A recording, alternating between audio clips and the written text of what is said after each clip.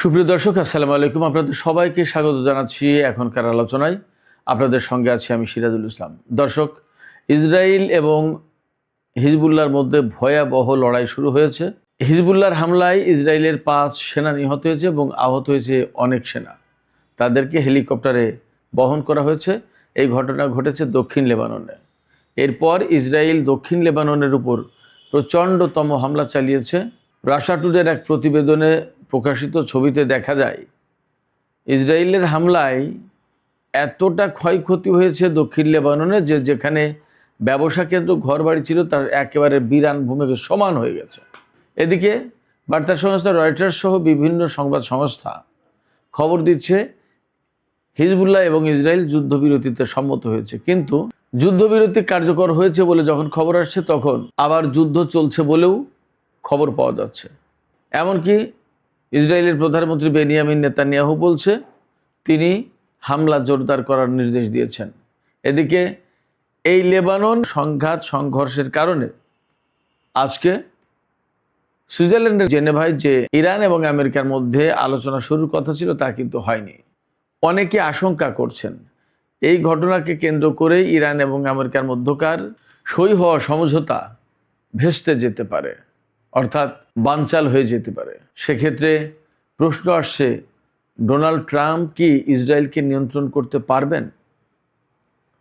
যদি না পারেন তাহলে আসলে সামগ্রিকভাবে মধ্যপ্রাচ্য যাচ্ছে কোথায়, মধ্যপ্রাচ্যের ভবিষ্যৎ কি?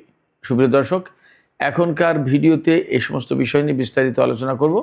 আশা করি আপনারা শেষ পর্যন্ত সঙ্গে থাকবেন। আর ভিডিও ভালো লাগে যদি তাহলে লাইক কমেন্ট শেয়ার করবেন এবং চ্যানেলটি সাবস্ক্রাইব করে সাথেই থাকবেন। চলুন দর্শক, বিস্তারিত আলোচনা করা যাক। আমরা সবাই জানি আমেরিকা এবং ইরানের মধ্যে যে সমঝোতা সই হয়েছে সেই সমঝোতার 1 নম্বর শর্ত হচ্ছে লেবাননে যুদ্ধবিরতি করা, অর্থাৎ লেবাননে যুদ্ধ চলতে পারবে না, ইসরায়েলের হামলা বন্ধ করতেই হবে। এবং এই শর্ত মেনে নিয়েই কিন্তু আমেরিকা ইরানের সাথে সমঝোতায় পৌঁছেছে। আর এই সমঝোতা বাস্তবায়ন হলেই কেবল ইরানের সাথে আমেরিকার চূড়ান্ত চুক্তি হবে। তার মানে খেয়াল করুন, এই যে 14 দফা সমঝোতা প্রতিষ্ঠিত হয়েছে, এই 14 দফা সমঝোতার 1 নম্বর দফাই হচ্ছে লেবাননের শান্তি চুক্তি। তো সেই লেবাননের শান্তি যদি না আসে তাহলে ইরান এবং আমেরিকার মধ্যে এই সমঝোতা, এই চুক্তি, এগুলো কোনো কিছুই তো টিকে থাকে না, কোনো কিছুর পজিটিভ সম্ভাবনা থাকে না। সেক্ষেত্রে আমেরিকার উপর এখন এই মুহূর্তে আসলে প্রচণ্ড চাপ বেড়েছে। ইরান আজ সকালে একদম সুস্পষ্ট করে বলেছে লেবাননে যুদ্ধবিরতি হয়নি, অতএব আমরা সুইজারল্যান্ডে যাচ্ছি না, এই আলোচনা হবে না। আগে আমেরিকা লেবাননের যুদ্ধবিরতি এনশিওর করুক, নিশ্চিত করুক, তারপরে যাব। ইরান কেন এই শক্ত অবস্থান নিল? আমি একদম শুরুতেই বলেছি, লেবাননের হিজবুল্লাহ যোদ্ধাদের হামলায় ইসরায়েলের 5 সেনা নিহত এবং বেশ কয়েকজন আহত হয়েছে। লেবাননের যোদ্ধারা ইসরায়েলের সেনাদের উপরে অ্যান্টি ট্যাঙ্ক মিসাইল ছুঁড়েছিল। এই অ্যান্টি ট্যাঙ্ক মিসাইল ছোড়ার পর ভয়ঙ্কর রকমের বিস্ফোরণে ইসরায়েলের সমস্ত সেনা মারা যায়। অ্যাট এ টাইম ইসরায়েলের 5 জন সেনা মারা যাওয়া মানে কিন্তু বেশ বড় ব্যাপার, এবং আরও অনেকে আহত হয়েছে। তাদেরকে হেলিকপ্টারে বহন করা হয়েছে, চেষ্টা করা হচ্ছে তাদেরকে বাঁচানো যায় কিনা। হিজবুল্লাহর এই হামলার পর ইসরায়েল লেবাননে এত ভয়াবহ হামলা চালিয়েছে যে যেখানে ব্যবসা কেন্দ্র, ঘর বাড়ি, দোকানপাট ছিল তার কিচ্ছু এখন একদম কোনো কাঠামো কিচ্ছু নেই, পুরোটা মাটির সাথে মিশে গেছে। এই যে পুরোটা মাটির সাথে মিশে গেল, সেখানে কত মানুষ হতাহত হলো, কত মানুষ আহত হয়েছে সেই সংখ্যাটা আমার কাছে এই মুহূর্তে নেই, কিন্তু অন্তত 47 জন মারা গেছে বলে ইরানের পক্ষ থেকে জানানো হয়েছে। 47 জন অ্যাট এ টাইম। এবং একটি ঘুমন্ত পরিবারের উপরে ইসরায়েল হামলা চালিয়েছে, সেখানে ব্যাপকভাবে মারা গেছে লোকজন। প্রশ্ন আসতে পারে যে হিজবুল্লাহর বা লেবাননের যোদ্ধাদের হামলার কারণে যেহেতু 5টা সেনা মারা গেছে এবং আরও অনেক সেনা আহত হয়েছে, অতএব ইসরায়েল তো হামলা চালাবেই। কিন্তু তার আগের কাহিনী যদি আমরা দেখি তাহলে কি দেখব? আমরা দেখব যে ইসরায়েল আসলে প্রচণ্ড রকমের অন্যায়ভাবে যুদ্ধ করছে, লেবাননের উপর মারাত্মক রকমের অভিযান চালাচ্ছে, যাতে বেসামরিক লোকজন ব্যাপকভাবে নিহত হচ্ছে। দেখুন, ইরান এবং ইসরায়েল আমেরিকার যে যুদ্ধ শুরু হয়েছিল 28শে ফেব্রুয়ারি, সেখান থেকে আজকে 19শে জুন 2026 সাল, এই 100 দিনের বেশি, 107 দিন সম্ভবত, এই সময়টাতে আমেরিকা এবং ইসরায়েলের হামলায় লেবানন আর ইরানে 7,000-এর বেশি বেসামরিক মানুষ মারা গেছে। আমেরিকা ইসরায়েলের কতজন মারা গেছে বলুন আপনারা? তো সব কিছু মিলে আমরা দেখতেই পাচ্ছি, একথা বলাই যায় যে ইসরায়েল আমেরিকা যেখানে যুদ্ধে যাচ্ছে সেখানে বেসামরিক মানুষ হত্যা করার একটা বড় রকমের কৌশল নিচ্ছে। এটা খুবই দুঃখজনক, এটা হওয়া উচিত না। যুদ্ধে বেসামরিক লোকজনকে টার্গেট করা কোনো মতেই আন্তর্জাতিক আইনের আওতায় পড়ে না, আন্তর্জাতিক আইনের মানবাধিকারের প্রচণ্ড রকমের লঙ্ঘন। কিন্তু সেই কাজ করে যাচ্ছে ইসরায়েল, এবং ইসরায়েলকে থামানোর বা ঠেকানোর মতো আসলে কেউ নেই, এটাই বাস্তবতা আমরা দেখছি। এই প্রেক্ষাপটে এইরকম যখন অবস্থা, তখন ইরান বলছে যে ইসরায়েলকে যদি আমেরিকা না থামায় তাহলে লেবাননের যুদ্ধবিরতি কার্যকর হবে না, লেবাননের যুদ্ধ হামলা চলতেই থাকবে, হত্যাকাণ্ড চলতেই থাকবে।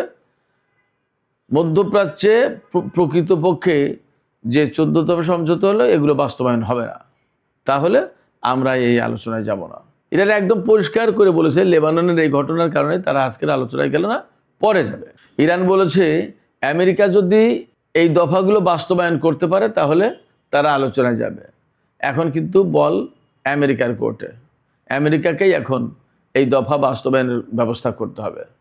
এবং আমেরিকা যেহেতু ইসরায়েলের দায়িত্ব নিয়েছে, বা ইসরায়েলের কথা মতো আমেরিকা ইরানের বিরুদ্ধে যুদ্ধ করতে এসেছে, এখন আমেরিকা ইরানের সাথে যখন চুক্তি হচ্ছে, তখন ইসরায়েল আমেরিকার পক্ষের একটা অংশ, লেবানন ইরানের পক্ষের একটা অংশ। ইরানে যদি যুদ্ধবিরতি হয় তাহলে লেবাননের যুদ্ধবিরতি হতে হবে, এটা ইরানের বক্তব্য ছিল, দাবি ছিল। এবং সেই যুদ্ধবিরতি কার্যকর করতে গেলে ইসরায়েলকে ঠেকাতে হবে আমেরিকাকে, অর্থাৎ আমেরিকা ইসরায়েলকে ঠেকাবে। সেই কাজ যদি না করে তাহলে তো কোনো কিছুই হবে না। এত চেষ্টা তদবির করে মার্কিন প্রশাসন ইরানের সাথে যখন একটা চুক্তি করলো, সেই চুক্তি কোনো কাজে আসবে না। এই রকম একটা জায়গা থেকে মার্কিন ভাইস প্রেসিডেন্ট জেডি ভ্যান্স বলেছেন, ইসরায়েল ছোট্ট একটা দেশ, যার লোক সংখ্যা মাত্র 90 লাখ। এই ছোট্ট দেশের উপর ইরান যদি পরমাণু বোমা বানিয়ে ফেলে, ডোনাল্ড ট্রাম্প বলেছে, ডোনাল্ড ট্রাম্প বলেছেন এই ছোট্ট দেশের উপর যদি ইরান পরমাণু বোমা বানিয়ে হামলা চালায় তাহলে ইসরায়েলের অস্তিত্ব থাকবে না, এবং আমেরিকা ইসরায়েলের পাশে না থাকলে ইসরায়েল টিকে থাকতে পারবে না। ডোনাল্ড ট্রাম্পের বক্তব্য। জেডি ভ্যান্স বলেছেন ইসরায়েলের এই অভ্যাস খুবই খারাপ এবং এটা কোনোভাবে গ্রহণযোগ্য না। এটা হতে পারে না যে কোনো সমস্যা তৈরি হলে সেই সমস্যা হত্যাকাণ্ডের ভেতর দিয়ে সমাধান করতে হবে। শুধু তাই না, হোয়াইট হাউসের সাংবাদিকদের সাথে 1 ঘন্টা ব্রিফিংয়ের সময় মার্কিন ভাইস প্রেসিডেন্ট জেডি ভ্যান্স বলেছেন যে এই চুক্তি অনেক কষ্ট করে করা হয়েছে, অনেক চেষ্টার ফসল এটা। এই চুক্তি ইসরায়েল কোনো মতে ভেঙে দিতে পারে না, আমরা তাদেরকে সেই সুযোগ দিতে পারি না। ইরান কিন্তু এই কথাটাই বলছে। এখন আমেরিকা যদি ইসরায়েলকে থামায় তবেই থামবে, না হলে থামবে না। আর যদি না থামে তাহলে কি দাঁড়াবে? তখন আলটিমেটলি ইরানকে কিন্তু ইসরায়েলের বিরুদ্ধে যুদ্ধ শুরু করতে হবে বা হামলা চালাবে। তখন কিন্তু আবার ইরান ইসরায়েল যুদ্ধ লেগে গেল। যখন ইরান ইসরায়েল যুদ্ধ লাগবে তখন আবার আলটিমেটলি আমেরিকা সেই যুদ্ধে হয়তো জড়িয়ে যাবে। জড়িয়ে যদি যায় তাহলে ইরান এবং আমেরিকার মধ্যে এখন যে চুক্তি হয়েছে সেই চুক্তি আবার অকার্যকর হয়ে যাবে, বাতিল হয়ে যাবে, বাদ হবে। তখন কিন্তু মধ্যপ্রাচ্য একেবারে অগ্নিগর্ভ হয়ে উঠবে, মধ্যপ্রাচ্যে আগুন জ্বলবে, মধ্যপ্রাচ্য আবার বড় সংকটে পড়ে যাবে। অবশ্য এই চুক্তি বাঁচানোর জন্য বা মধ্যপ্রাচ্যের পরিস্থিতি ঠিক রাখার জন্য পাকিস্তান এবং কাতারের পক্ষ থেকে এখনও চেষ্টা চলছে। কাতারের মধ্যস্থতায় যতদূর জানতে পারছি যে হিজবুল্লাহ এবং ইসরায়েল যুদ্ধবিরতিতে রাজি হয়েছে, কিন্তু আবার কথাও খবর পাচ্ছি যে ইসরায়েলের প্রধানমন্ত্রী নেতানিয়াহু আরও বেশি হামলা চালানোর জন্য নির্দেশ দিয়েছে। আসলে নেতানিয়াহুকে বা ওই পক্ষের কাউকেই বিশ্বাস করার সুযোগ নেই। এই কারণে এরা মুখে বলে একটা করে আর একটা, এরা অসম্ভব রকমের যুদ্ধবাজ। এত যুদ্ধবাজ হলে আসলে শান্তি পাওয়া যায় না। আমেরিকা যদি এখান থেকে ইসরায়েলের পাশ থেকে সরে যায় তাহলে ইসরায়েলের কিন্তু পরিস্থিতি খারাপ হবে। ডোনাল্ড ট্রাম্প এবং জেডি ভ্যান্স যথেষ্টই বলছেন, বারবার বলছেন এই চুক্তি কিন্তু তারা করছে এবং তাদের পক্ষের। যদি সত্যি সত্যি তারা আন্তরিক হয় তাহলে ইসরায়েলের এই একগুঁয়ে অবস্থানের কারণে হয়তো তারা সরে যেতে পারে, যদিও সেটা কল্পনা করা কঠিন। তবে সব ধৈর্যেরই তো একটা সীমা থাকে। যদি ব্যাপারটা এমন হয় তাহলে কিন্তু ইসরায়েলের জন্য সত্যি বড় রকম সংকট তৈরি হবে। এটাও বোঝা দরকার ইসরায়েলকে। সংকট তৈরি হবে কীরকম? আমেরিকা যদি ইসরায়েলের পাশ থেকে সরে যায়, সিম্পলি যদি শুধু অস্ত্র দেওয়া বন্ধ করে দেয়, তাহলে ইসরায়েল টিকতে পারবে? ইরান ইসরায়েল যুদ্ধ হলে ইরানের সাথে কি ইসরায়েল পারবে? প্রশ্ন ওঠে, পারবে না। ইরান তো এমনিই একটা বড় শক্তি, এরপরে আঞ্চলিক যে সমস্ত বিভিন্ন শক্তি সংগঠন রয়েছে তাদের মোকাবেলা করতে করতে ইসরায়েলের অবস্থা খারাপ হয়ে যাবে। সেক্ষেত্রে ইসরায়েল কোনো মতেই মধ্যপ্রাচ্যে ভালো অবস্থায় থাকবে না। ইসরায়েল যদি থাকতে চায়, টিকতে চায় এবং তার অস্তিত্ব যদি রক্ষা করতে চায়, আমি মনে করি আমেরিকার সাথে কোঅর্ডিনেট করে ইরানের সাথে যে চুক্তি হয়েছে সেই চুক্তির আওতায় সবাই শান্তিপূর্ণ অবস্থানে থাকুক। তা না হলে কিন্তু পরিস্থিতি অবশ্যই অনেক বেশি খারাপ হয়ে যাবে।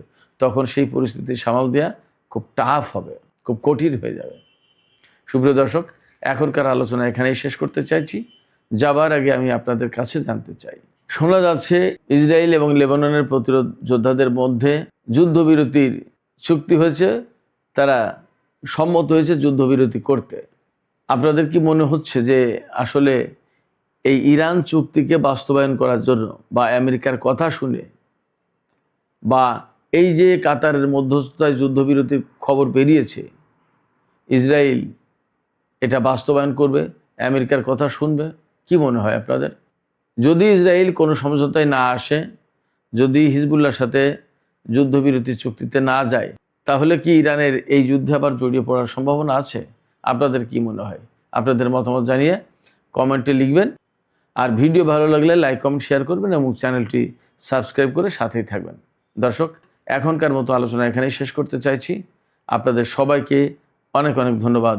আল্লাহ হাফেজ।